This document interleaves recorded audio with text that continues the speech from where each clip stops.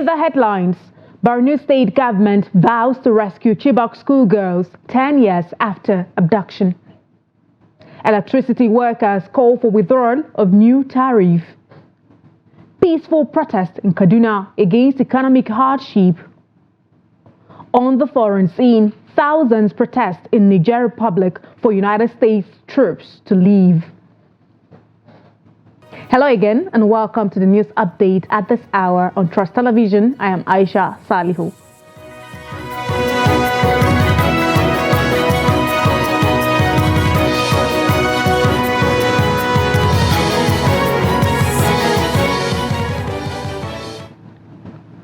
Thank you for joining us, and now the news in full. The Borno state government has reaffirmed its dedication to rescuing the remaining missing Chibok girls and facilitating their reunion with their families. Speaking at the NUJ Center in Maiduguri during the 10th anniversary commemoration of the Chibok schoolgirls' abduction, the Commissioner of Information and Security underscored the government's commitment, highlighting recent successes, including the rescue of 16 girls who have been integrated into schools and reunited with their families. Professor Usman Tar emphasized the government's unwavering determination to ensure the safety of all girls. Furthermore, Professor Tar outlined Governor Zulum's proactive measures, including efforts to secure the release of IDPs abducted in Ngala camp, resettling IDPs in their ancestral homes, addressing fire outbreaks, and sustaining security in the state as part of the Borno State Restoration Project. 10 years ago, the Boko Haram insurgents criminally abducted 276 of our innocent girls and their horses at the government's girls' secondary school, Chibok. This painful date is engraved in our memory, and we shall not rest on our oars until the last of our innocent girls are back home with their families. On this auspicious occasion of the 10th anniversary of the abduction of Chibok girls, the Borno State government identifies with all those who are affected by the abduction. The government wishes to inform the public that we will continue to identify and commiserate with the parents and relatives of the Chibok girls who are still in captivity, while we work assiduously on the rehabilitation of those who have been rescued. In the same vein, the Christian Association of Nigeria has urged the federal government to step up efforts and take decisive action to rescue the remaining abducted Chibok schoolgirls who have endured captivity for a decade. Reverend Azumba Emmanuel Nicodemus, the National Director for Education, Youth and Women Development of CAN, emphasized the urgency of the situation in a statement issued on Saturday. Highlighting the gravity of the Chibok abduction, Reverend Nicodemus stressed that it cannot be overlooked or forgotten, as it represents a deeply tragic event that has scarred the nation's conscience. Khan reaffirmed its steadfast demand for the government to escalate rescue efforts, mobilize resources, and collaborate with relevant security agencies and international partners to secure the prompt release of the remaining Chibok schoolgirls. The call from CAN underscores the ongoing plea for justice and compassion towards the abducted girls and their families, urging swift action to bring them back to safety and reunite them with their loved ones. Away from that, the National Union of Electricity Employees has urged the federal government to reconsider the recent tariff increase, warning of its detrimental impact on the economy and the poor. The increase affecting customers enjoying 20 hours of daily power under the Band A classification has seen prices surge from 66 naira to 225 naira kilowatt hour. In a letter to the Minister of Power, NUEE expressed concern over the tariff hike, exacerbating the already high cost of living, potentially driving consumers towards foreign goods due to unaffordable local products. The union emphasized the risk of local businesses shutting down amidst dwindling patronage. NUEE called for the withdrawal of the tariff increase, citing its adverse effects on both citizens and the safety of electricity workers who face community backlash during disconnections. The union criticized the lack of stakeholder consultation in the decision-making process. Meanwhile, electricity generation in the country has sharply declined to 2,775 megawatts, a 32.3% drop from the previous week, according to data from the Nigeria Electricity System Operator, indicating further challenges in the power sector. Some religious groups in the Kaduna State metropolis have staged a peaceful protest against the state of the nation, which has subjected many to severe hardship. According to the protesters, their action is to draw government's attention to the rising cost of living, economic downturn, the spate of insecurity, especially kidnapping for ransom, as well as electricity tariff hike across the country. Trustee Bello Musa has details of the story. The street protest commenced at the Nepo runabout and terminated at the Leventis runabout in the Kaduna metropolis. The convener Imam Nuren Ashafa says the economic challenges in the state have reached an unprecedented level, pushing many families into financial distress, with widespread poverty affecting livelihoods in the society. There has been an alarming surge in various forms of uncertainty, therefore affecting the safety and well-being of the people in the state. There have been a rise in the level of cultist activities, decline and decay of moral value within our society at the family, community and society level. Proliferation of small arms and light weapons, drug peddling, drug addiction, trafficking, domestic and sexual harassment, sodomy, crimes rate is getting higher, hate and endangered species by some religious leaders. As faith-based organization, we are calling on the government and all other relevant stakeholders to come together in solidarity and address these pressing issues, which if not addressed, has seen the colossal and impending danger that lies ahead. They lament the recent hike in electricity tariff as well as current policies which have made daily survival become almost beyond the common man in the country. They urge the government to review the tariff in order to make life a bit easier for the Nigerian masses. We want the people to see that yes, if we interface with the leadership, perhaps they will come to terms and see the plight of the citizens and fixing the electricity issue we have, fixing the economic that is dwindling or that is bad. And some of the women say insecurity, especially kidnapping, and the current economic hardship have negatively triple impacted them and their children, and call on the government to urgently address it by creating jobs for the teeming youths. So we want everybody to be secured in your house and when you are going out in your working place. And we want our children to have work to do.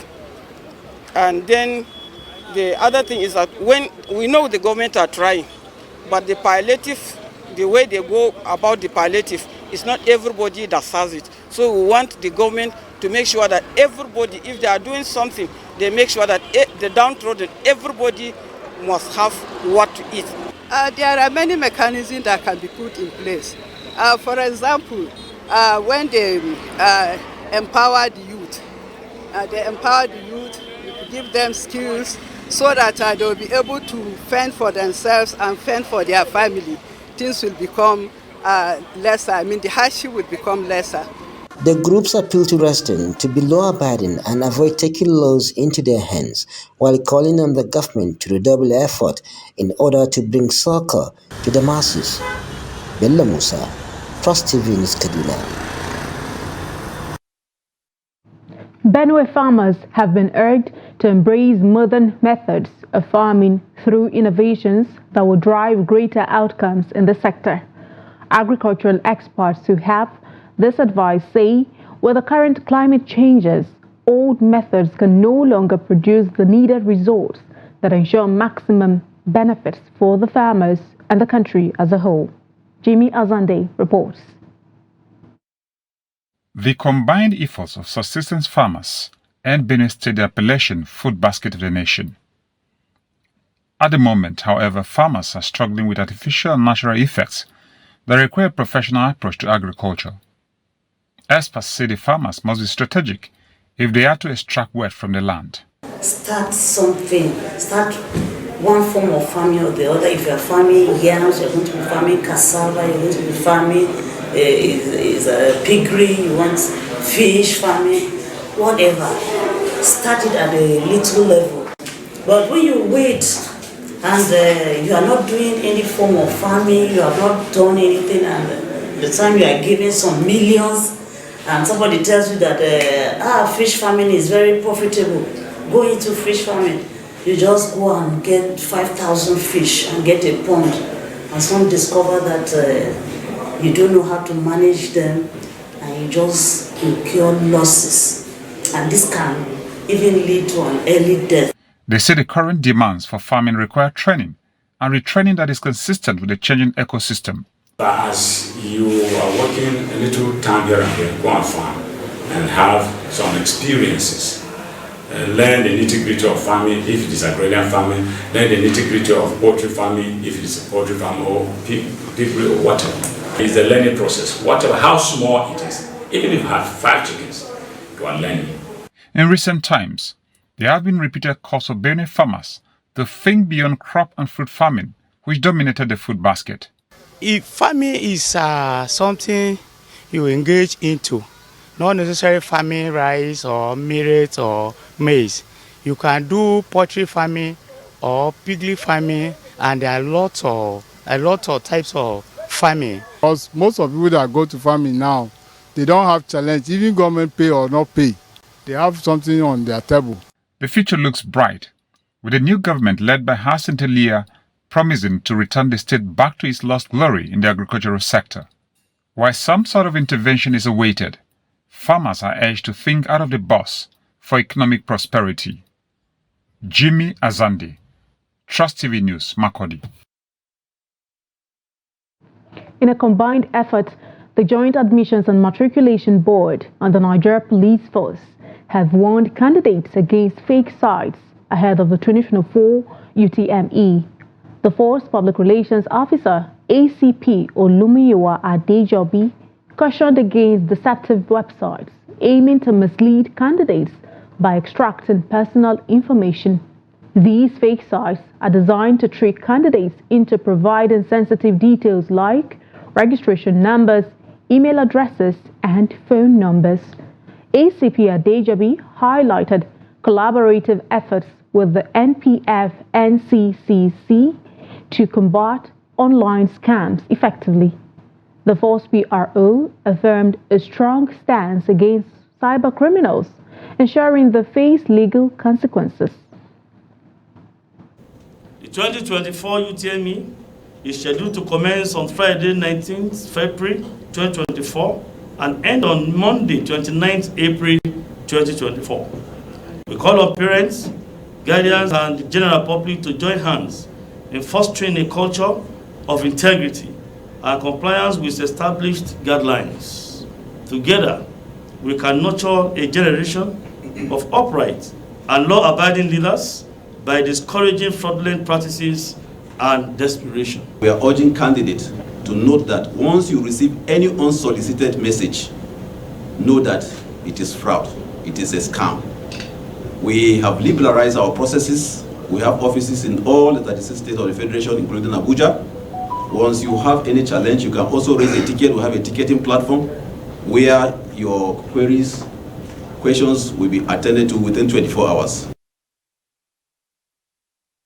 You're watching the news update on Trust TV. Coming up shortly. Kano poultry industry continues to thrive as demand remains strong. More news when we return. Do stay with us.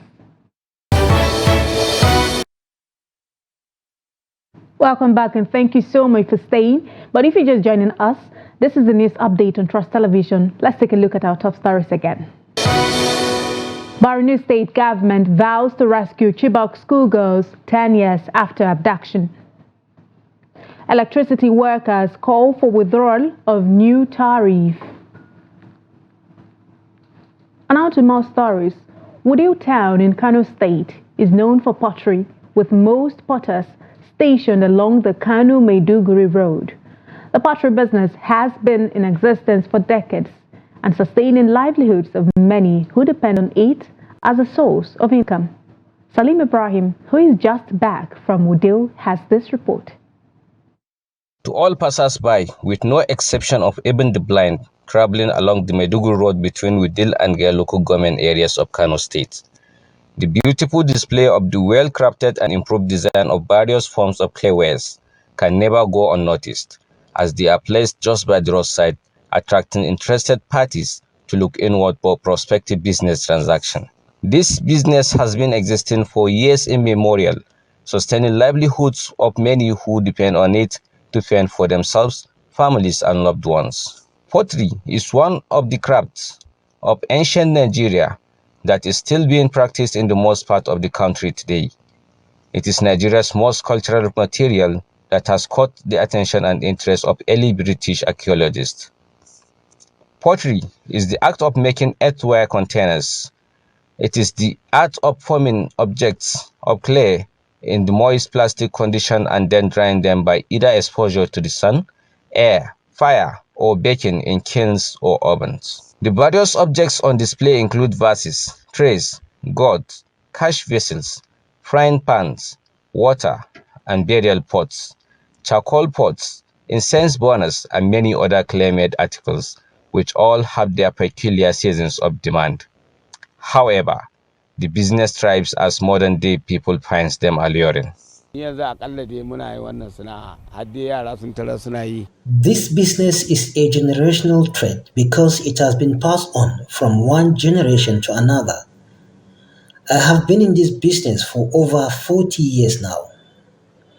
As you can see, this is called a flower pot. It is usually put in the sitting room and you can find it everywhere in the town.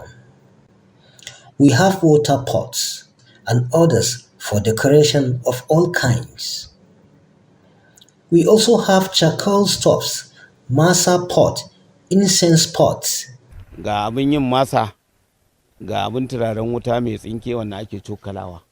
These pieces of improved art and design are now very popular, as they are found in every household in one way or the other, serving several purposes.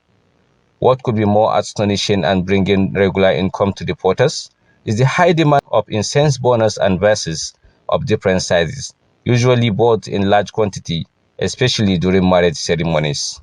The incense burners are now incorporated into gift packs, which serves as souvenirs to guests who attend marriage ceremonies and other traditional gatherings. Our children are taking after us. We learned from our parents, and our parents learned from their parents too. People from Taraba, Lagos, and Maiduguri all buy our products, particularly people from Maiduguri. They buy and present it as a gift in weddings. The business helps me a lot, and I love it.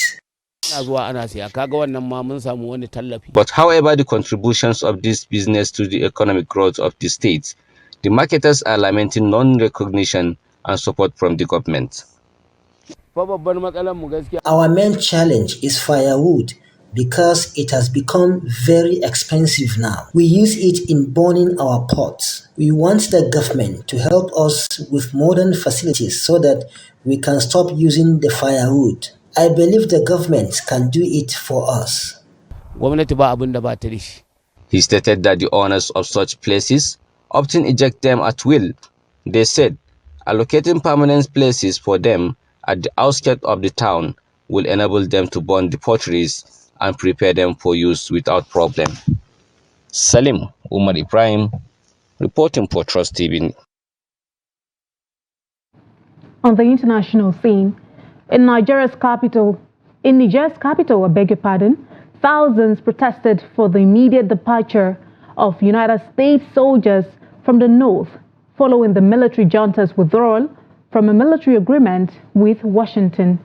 Students and military regime figures joined the crowd in Niamey, chanting against American imperialism. French troops left in 2023, but around 1,000 United States soldiers remain in Agadez city. Niger announced a proposal for their disengagement in March, prompting calls for a swift exit. Sheikh Ahmadu Mahmoudou, a prominent religious leader, urged the Americans to leave peacefully and swiftly. Demonstrators displayed flags from Burkina Faso, Mali, Niger, and Russia, while refraining from anti-United States slogans or flag burning. Niger recently joined Mali and Burkina Faso in forming a joint force against jihadist rebellions, distancing themselves from France and strengthening ties with Russia. And in sports news, Arthur Konkwo was in goal as Wrexham thrashed Forest Green Rovers 6-0 to gain promotion to the English League One, Third Division on Saturday with 2 rounds of fixtures left to play. It was Okonkwo's 34th appearance for Wrexham in League Two this season. The 22-year-old joined Wrexham on loan from Arsenal in September 2023. The 6'6" goalkeeper, who is yet to make an official first-team appearance at Arsenal, is still eligible to play for Nigeria. Meanwhile, Saturday's huge win against Green Forest Rovers took Wrexham to second position on 82 points after 44 games in the 24-team league table. Stockport County, on 86 points, who topped the table, had already sealed promotion to the English third-tier division. Elliot Lee put Wrexham 1-0 ahead on 17 minutes, while Paul Moline doubled their lead just 6 minutes after the opening goal. An own goal by Ryan Innes on 33 minutes made it 3-0 before Moline got his second to make it 4-0 on 44 minutes. In the 63rd minute, Ryan Barnett added Wrexham's fifth on 63rd minute, and with 6 minutes left, Jack Marriott added the 6th goal.